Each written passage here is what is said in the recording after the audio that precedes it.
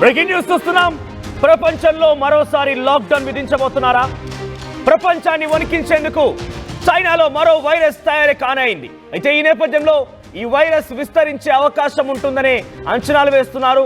అయితే ఇవన్నీ చూస్తూ ఉంటే ప్రపంచంలో మరోసారి లాక్డౌన్ విధించి ఇటువంటి సంకేతాలు, ఇటువంటి మాటలు విన్నప్పుడల్లా కొంత భయం వేస్తోంది. ఏంటి అంటే చైనాలో హెచ్ఎంపివి అనే ఒక వైరస్ మరోసారి అక్కడ మొదలైపోయింది.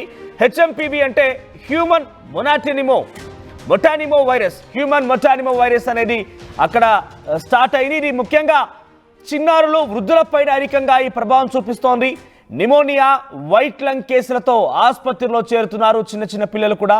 ఇక హెల్త్ ఎమర్జెన్సీ విధించింది అధికారులు అక్కడ కూడా. కోవిడ్-19, ఫ్లూ, శ్వాసకోశ రుగ్మతలకు సంబంధించిన వైరస్ లక్షణాలుగా ఉన్నాయి. కోవిడ్-19లో ఎటువంటి లక్షణాలు అయితే ఉన్నాయో అటువంటి లక్షణాలే ఉన్నాయి. ఇక లంగ్ డిసీజెస్ కూడా వచ్చే అవకాశం ఉన్నాయి. ఇవన్నీ లక్షణాలుగా ఉన్నాయి.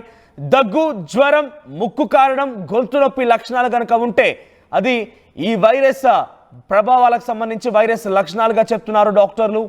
వైరస్ తీవ్రత ఎక్కువగా ఉన్న వారిలో బ్రాంకైటిస్, నిమోనియా ఇటువంటి వ్యాధులు వచ్చే అవకాశం ఉంది.